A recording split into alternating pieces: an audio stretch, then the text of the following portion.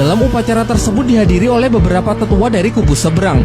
Dan tentu saja mereka menentang keras kedatangan Tang San sebagai keturunan dari Tang Hou yang dikhawatirkan akan kembali membawa bencana untuk sekte Hao Tian. Perseteruan itu semakin memanas hingga salah seorang tetua menyeret nama ibu Tang San yang ia katakan sebagai siluman roh yang hina. Tentu saja mendengar hinaan itu Tang San tidak bisa menahan dirinya lagi. Ia mungkin masih bisa terima kalau dirinya yang direndahkan, tetapi jika sudah menyangkut nama baik ibunya maka siapapun pasti akan ia lawan. Lantas ia pun segera menantang tetua ketujuh tersebut untuk bertarung melawannya. Dengan perjanjian jika ia berhasil menang maka tetua ketujuh harus menarik kembali hinaannya. Namun tantangan itu tidak langsung tetua terima. Tang San diharuskan untuk bertarung melawan murid terbaik dari sekte Hao Tian terlebih dahulu. Dan jika Tang San berhasil menang barulah ia berhak menantang tetua ketujuh.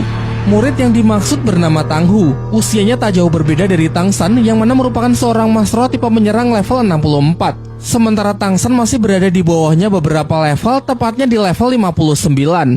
Jelas dalam pertarungan ini Tang Hu lah yang lebih diunggulkan karena cincin rohnya saja satu buah lebih banyak dari Tang San. Walaupun Tang San memiliki kemampuan dari domain pembunuh, tentunya masih belum cukup untuk menutupi perbedaan tersebut. Tang Hu mulai menunjukkan kekuatan roh pelindungnya yakni palu Hao Tian. Di waktu yang bersamaan Tang San menunjukkan roh pelindungnya, namun yang ia tunjukkan hanyalah rumput biru peraknya saja. Ia lebih dulu mengawali serangan dengan teknik keempatnya yaitu kandang rumput biru perak. Tingkat ketahanannya pun telah jauh meningkat yang mana palu Hao Tian dengan skill roh ketiga pun kesulitan untuk menghancurkannya.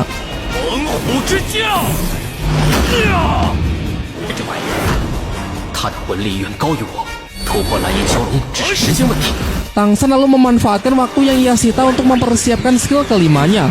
Nampaknya teknik ini memerlukan beberapa menit untuk mengumpulkan kekuatan roh sampai bisa dirilis. Tang Hu yang merasakan tekanan yang begitu kuat dari skill yang dirapalkan oleh Tang San berniat mematahkannya sebelum persiapan selesai.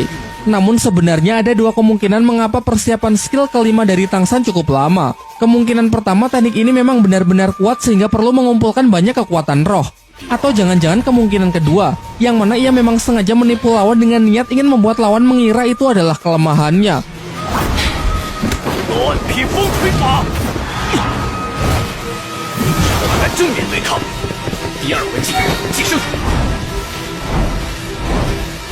Dan benar saja, karena pengalihan isu tersebut memanglah rencana dari Tang San. Musuh yang hanya berfokus untuk menyibukkan Tang San agar tidak mengeluarkan skill kelima sampai-sampai tidak menyadari kalau pertahanan dari dirinya sendiri sudah ditembus. Pertarungan masih berlanjut, namun terlihat Tang Hu yang mulai goyah karena sadar kalau sedari awal Tang San lah yang sangat menguasai jalannya pertarungan.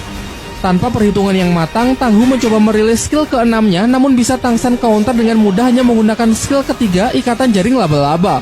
Bukan karena kuatnya ikatan rumput biru perak, melainkan racun yang diam-diam Tang San masukkan ke dalam setiap serangannya. Sebagai langkah akhir barulah Tang San merilis skill roh kelimanya yaitu tombak kaisar biru perak yang sanggup langsung menembus jantung target. Tetapi tentu saja ia tidak sekejam itu. Dengan sengaja ia memplesetkan jalur serangannya sehingga nyawa Tang Hu pun terselamatkan. Tang Hu mengaku kalah sehingga sesuai dengan kesepakatan di awal, kini Tang San berhak menantang tetua ketujuh. Tetua ketujuh tidak ingkar janji. Dengan angkuhnya ia mengatakan bahwa Tang San bebas menggunakan teknik roh apapun, tetapi dalam pertarungan ini dirinya hanya akan menggunakan 30% dari kekuatan rohnya. Dikarenakan ini akan menjadi pertarungan habis-habisan, Tang San pun mengajukan agar pindah arena, dan lokasi yang ia pilih adalah di atas jembatan rantai besi. Untuk kesepakatannya, jika Tang San menang maka tetua ketujuh harus menarik kembali hinaan terhadap ibunya dan membiarkannya bergabung ke dalam sekte Hao Tian. Namun jika Tang San kalah maka Tang San akan diusir dari sekte dan diwajibkan mengambil sumpah kalau ia tidak akan pernah menggunakan palu Hao Tian lagi untuk selamanya. Sebelum pertarungan dimulai, Tang Xiao menunjukkan dua tulang roh yang dikembalikan oleh Tang Hou kepada sekte Hao Tian sebagai bentuk untuk membuktikan ketulusannya. Menyaksikan hal itu membuat para tetua sangat terkejut karena harusnya mustahil menarik tulang roh dari orang yang masih hidup. Benda tersebut kemudian ia serahkan kepada tetua agar disimpan untuk penerus kepemimpinan sekte berikutnya, atau bisa juga untuk anggota yang berkontribusi sangat besar. Sementara itu, situasi ini membuat Tang San teringat kembali dengan apa yang terjadi di kehidupan masa lalunya, ketika melihat di sekelilingnya adalah tebing, serta adanya paksaan yang sama dari para tetua sekte bermarga Tang.